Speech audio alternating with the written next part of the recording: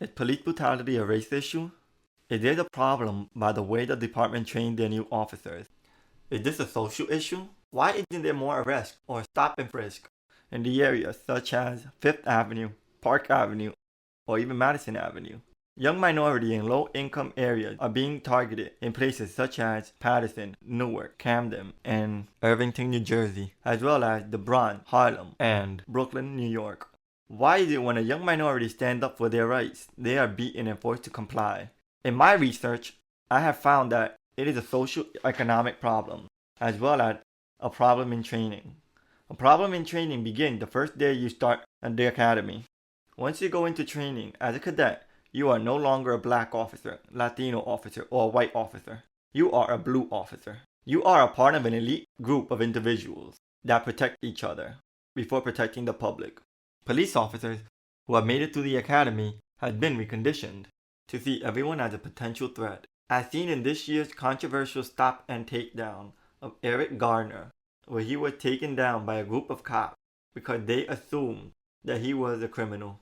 These officers were informed to always be alert and take control of every situation with force if needed. Police officers are forced to make a quota or else be penalized.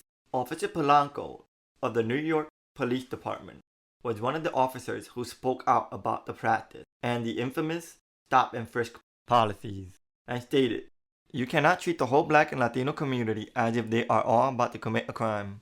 Polanco says, "I'll handcuff anybody who's committing a crime. But when you take a minority and say, cuff him, he doesn't look like he belongs here. I say, cuff him for what?" The most common quota is 20 and 1, meaning 20 tickets and 1 arrest, with a 5-stop minimum. And this is where our problem begins.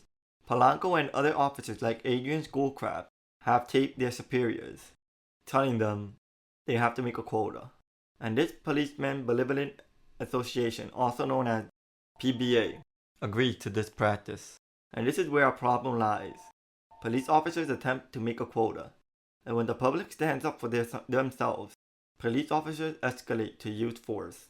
New York City has paid out just a little under $1 billion in settlement due to police brutality. Look like we're no longer innocent until proven guilty. We are guilty until proven innocent.